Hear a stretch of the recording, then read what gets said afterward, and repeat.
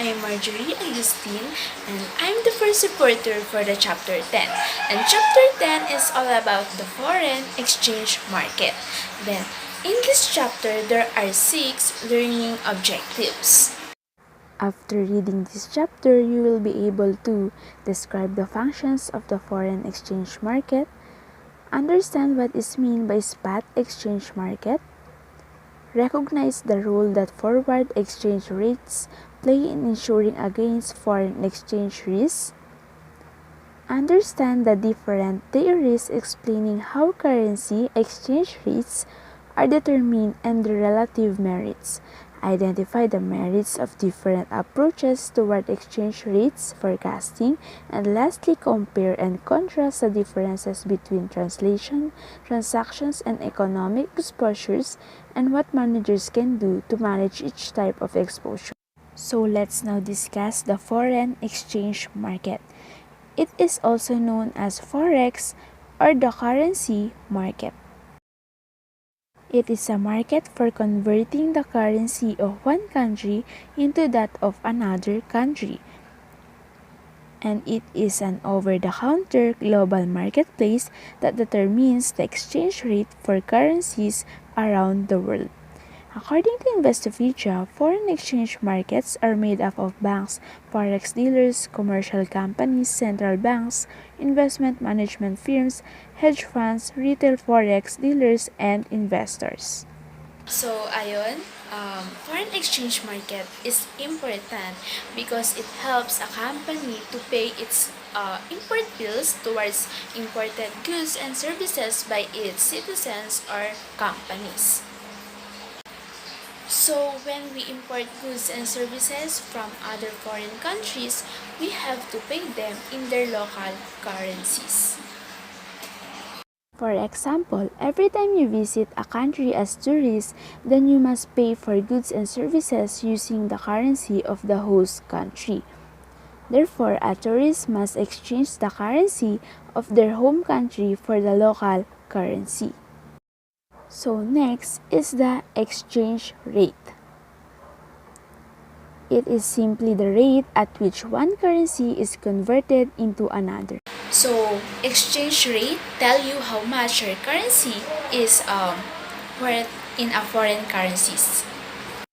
The foreign exchange market serves 2 main functions. First is to convert the currency of one country into the currency of another. Second is to provide some insurance against foreign exchange risk or the adverse consequences of unpredictable changes in exchange rates. So let's now discuss the first one, the currency conversion.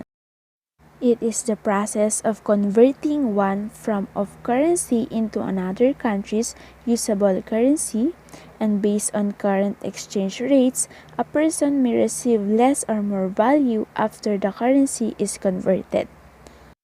This can be determined by looking at the current exchange rate for the country's currency. Then each country has a currency in which the prices of and services are quoted. So, in United States, it is the dollar. And in Great Britain, it is the pound. And in the France, Germany, and other members of the Eurozone, it is the euro.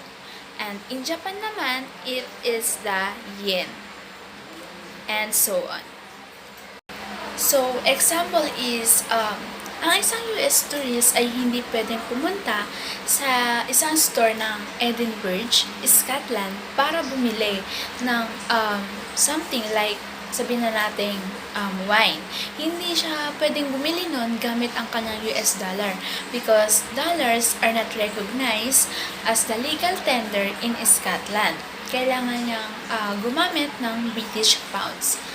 Kasi 'di ba, like here in Philippines, hindi tayo, yung mga tourists natin, di ba, nagpapapalit sila ng dollar into peso. Kasi hindi tayo tumatanggap sa mga stores natin, hindi tayo tumatanggap ng mga dollar. Kailangan sa currency natin, sa peso. When a tourist changes one currency into another, she is participating in the foreign exchange market. International businesses have four main uses of foreign exchange market. So, kung yung kanina is two main functions, ngayon naman is four main uses.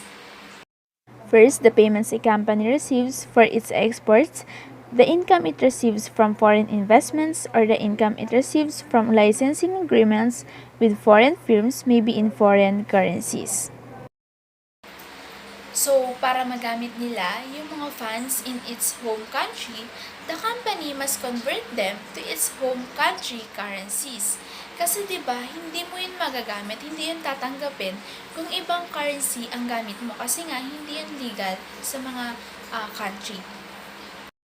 Second, international businesses use foreign exchange market when they must pay a foreign company for its product or services in its country's currency.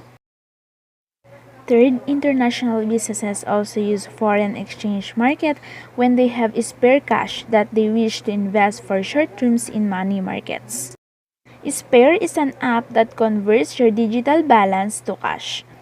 So Spare converts a user's digital balance without the need of debit or credit card. So currency speculation is another use of foreign exchange market. Currency speculation typically involves the short-term movement of funds from one currency to another in the hopes of profiting from shifts in exchange rates. Speculation refers to the practice of buying and selling a currency with the expectation that the value will change and results in a profit. Such changes could happen instantly or over a period of time. So when investors choose to speculate on a currency, it can affect exchange risk. For example, if investors believe a currency is about to rise in value, they may buy more of it in the hope of selling it in the future for a profit. This increase in demand can cause the exchange rate to rise. A kind of speculation that has become more common in recent years is known as the carry trade. The carry trade involves borrowing in one currency where interest rates are low, and then using the proceeds to invest in another currency where interest rates are high. And a second function is insuring against foreign exchange risk. A second function of the foreign exchange risk market is to provide insurance against foreign exchange risk. When a firm insures itself against foreign exchange risk, it is engaging in hedging. To explain how the market performs this function, we must first distinguish among spot exchange rates, forward exchange rates, and currency swaps. So first is the spot exchange rates. It is the rate at which a foreign exchange dealer converts one currency into another currency on a particular day. In other words, it's the price a person would have to pay in one currency to buy another currency today. You could also think of it as today's rate that one currency can be traded with another. So the spot exchange rate is usually decided through the global foreign exchange market where currency traders, institutions, and countries clear transactions and trade. In this table 10.1, you can see the value of the US dollar against other currencies in February 11, 2011. This major currencies cross rates is about the value of the dollars against the other currencies. Yung equivalent ng bawat currency is nagbabago. Depende sa supply and demand ng foreign exchange market. So, pinapakita dito ang exchange rates ng iba't ibang bansa at kung magkano ang halaga ng dolyar sa isang unit. So, mapapansin nyo, nagiging iba ang value ng foreign currency sa iba't ibang country because continuously changing of value per unit. So, paano nangyayari ang ganitong process? We determine this through the interaction between the demand and supply of currency. And next is the forward exchange rate. A forward exchange rate occurs when two parties agree to exchange currency and execute the deal at some specific date in the future. and exchange rates governing such future transactions are referred to as foreign exchange rate. On the other hand, it is the settlement price of a transaction that will not take place until a predetermined date in the future. It is a forward-looking price. For most major currencies, forward exchange rates are quoted for 30 days, 90 days, and 180 days into the future. So here is the advantage to forward foreign exchange trading. The primary advantage to spot and forward foreign exchange is it helps manage risk, allowing you to protect costs on products and services both abroad, protect profits margins on products and services sold overseas, and in the case of forward foreign exchange, locks in exchange rates for as long as the year in advance. And it enables you to avoid the risk of currency fluctuations. It is called currency hedging. And next, there is currency swaps. It is a simultaneous purchase and sale of a given amount of foreign exchange for two different value dates. So, currency swap is an agreement in which two parties exchange the principal amount of a loan and the interest in one currency for the principal and interest in another currency. Swaps are transacted between international businesses and their banks, between banks, and between government when it is desirable to move out of one currency into another for a limited period without incurring foreign exchange risk. A common kind of swap is spot against forward. And next is the nature of the foreign exchange market. The foreign exchange market is not located in any one place. It is a global network of banks, brokers, and foreign exchange dealers connected by electronic communication system. The most important trading centers are London, New York, Tokyo, and Singapore. The market is always open somewhere in the world. It never sleeps. When companies wish to convert currencies, they typically go through their own banks rather than entering the market directly. And the foreign exchange market has been growing at a rapid pace, reflecting a general growth in the volume of cross-border trade and investment. And in March 1986, the average total value of global foreign exchange trading was about $200 billion per day. And if exchange rates quoted in different markets were not essentially the same, there would be an opportunity for arbitrage. It is the process of buying a currency low and selling it high. And that's all for my report. I hope you learned something.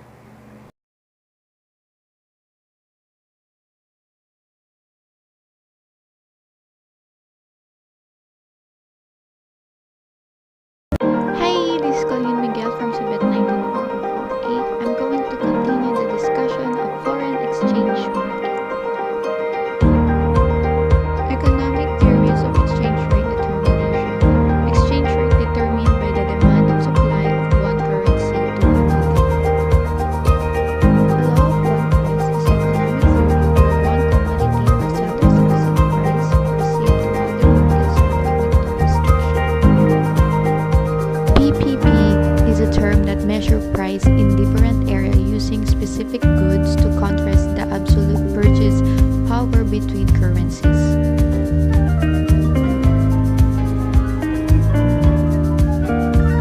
Purchasing Power Parity (PPP) compares different countries' currencies through a market basket of goods approach.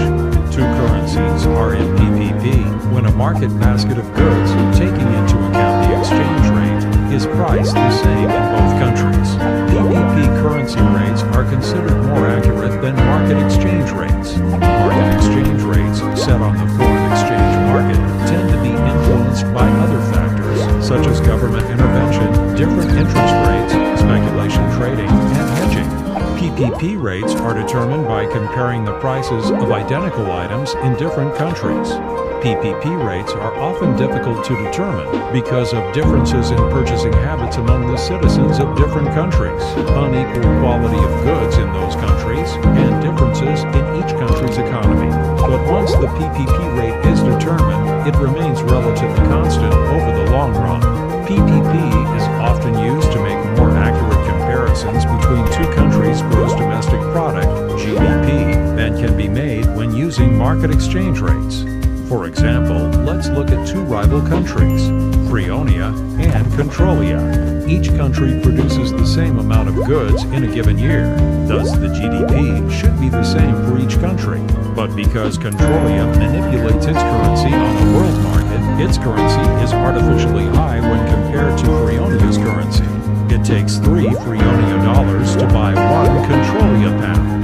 So using the market exchange rate to compare GDPs, it would look as if Controlia's GDP were 3 times the size of Freonia's when expressed in the same currency.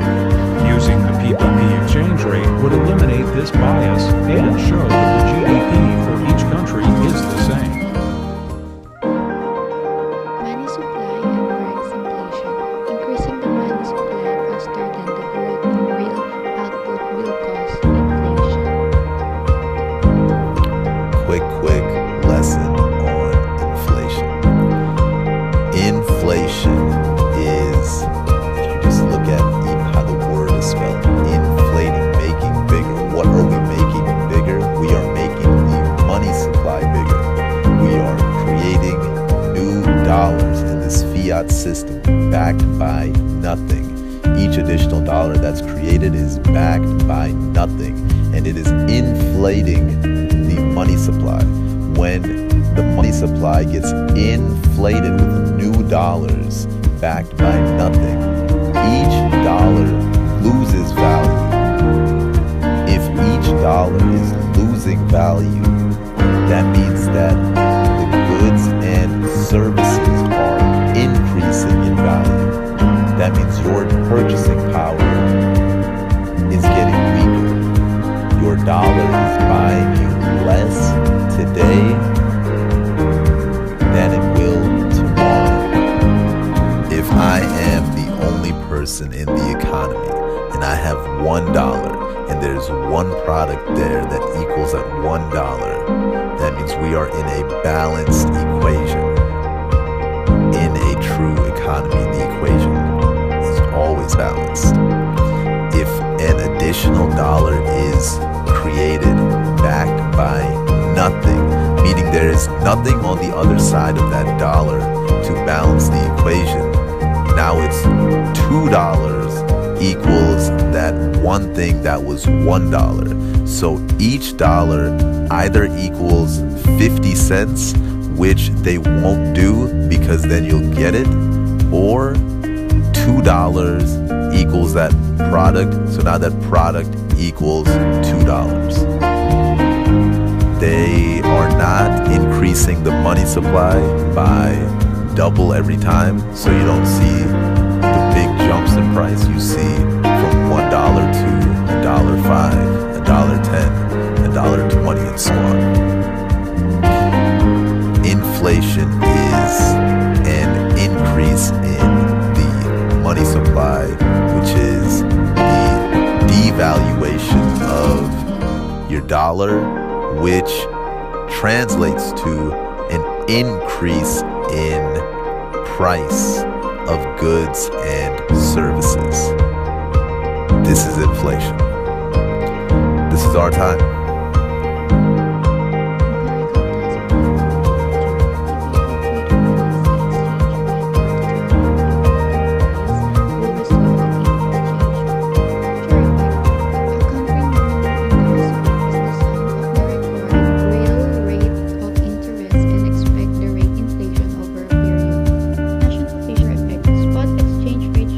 Change in an equal amount but in the opposite direction to be different in nominal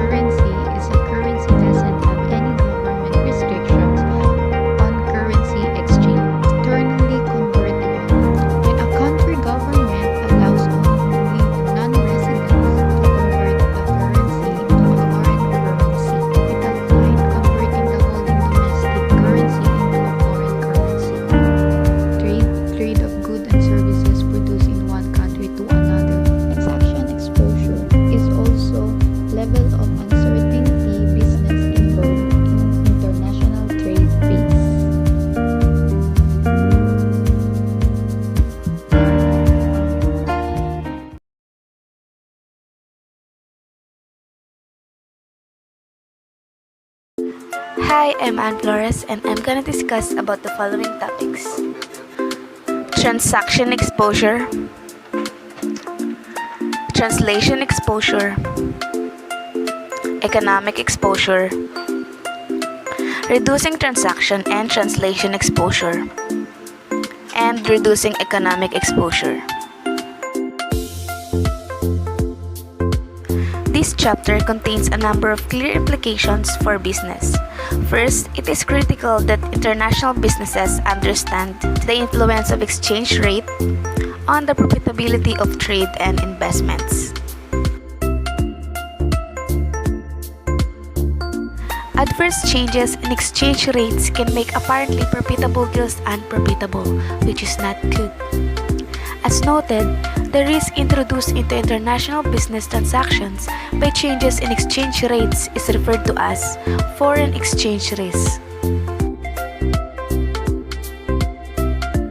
FER is usually divided into three main categories: transaction exposure, translation exposure, and economic exposure.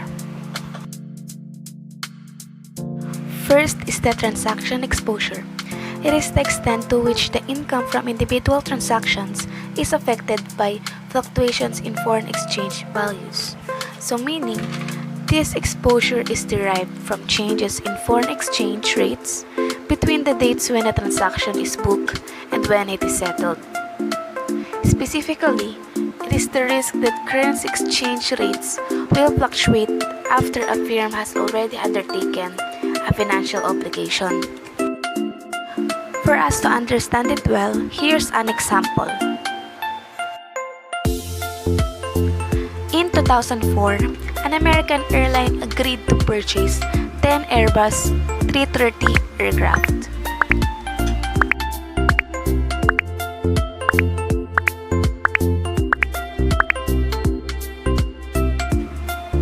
One aircraft is worth 120 million euros. So 10 aircrafts is equal to 1.2 billion euros. With delivery schedule for 2005 and payment due then. When the contract was signed in 2004, the dollar-euro exchange rate stood at $1 is equal to 1.1 euro. However, imagine that the value of dollar depreciates against the euro over the intervening period, so that $1 only buys 0.80 in 2008 when payment is due. Now, the total cost in US dollars is $1.5 billion, since 1.2 billion euros divided by 0.80 is equal to $1.5 billion. So how do we get the transaction exposure? 1.5, which is the amount after the aircraft were delivered, less 1.09, which is the amount before the fluctuation of foreign currency, equal to $2.41 billion. Next is translation exposure. It is the impact of currency exchange rate changes on the reported financial statements of company. So meaning to say, this exposure is the risk that the company's equities, assets, liabilities, or income will change in value as a result of exchange rate changes. This occurs when a firm denominates a portion of its equities, assets, liabilities, or income in a foreign currency.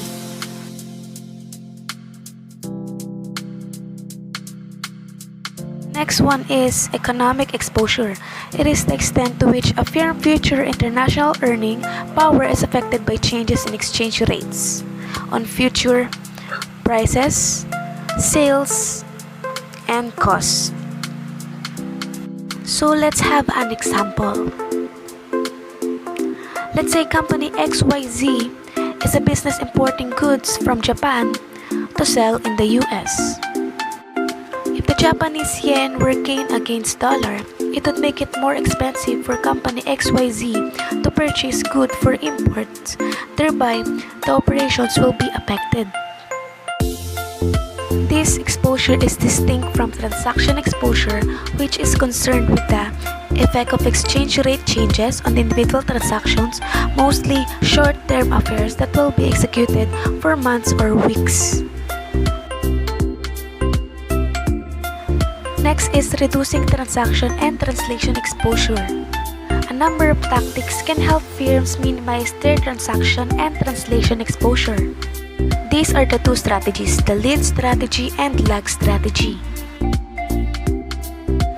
Lead strategy involves attempting to collect foreign currency receivable, which is the payment from customers, early when a foreign currency is expected to depreciate, and paying foreign currency payable before they are due, when a currency is expected to appreciate.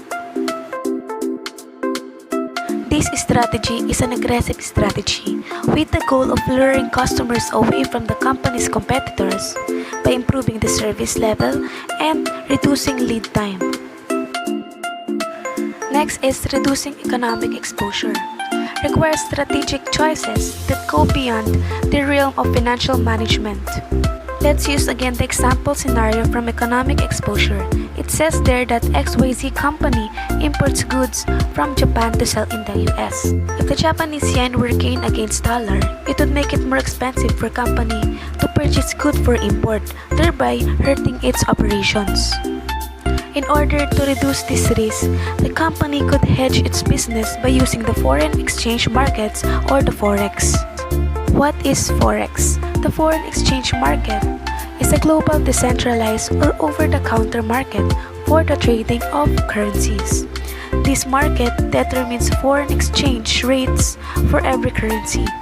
It includes all aspects of buying, selling, and exchanging currencies at current or determined prices. The company could hedge its business by using Forex, where it can make investments that increase in value when the yen rises. Other steps for managing foreign exchange rates. A firm needs to develop a mechanism for ensuring it maintains an appropriate mix of tactics and strategies for minimizing its foreign exchange exposure. These are the following steps. First, central control of exposure is needed to protect resources efficiently. Many companies have set up in-house foreign exchange centers. Although such centers may not be able to execute all foreign exchange deals, particularly in large multinationals, they should at least set guidelines for the firm's subsidiaries to follow. Second, firms should distinguish between on one hand transaction and translation exposure and on the other economic exposure. Firms need to develop strategies for dealing with economic exposure. Third, the need to forecast future exchange rate movements cannot be overstated. Some firms attempt to forecast exchange rate movements in-house, others rely on outside forecasters. Fourth, firms need to establish good reporting systems. Such reporting systems should enable the firm to identify and expose accounts. Fifth, on the basis of the information it receives from exchange rate forecast and on its own regular reporting system, the reports can then be used by the management as a basis for adapting tactics and strategies to hedge against undue foreign exchange risk.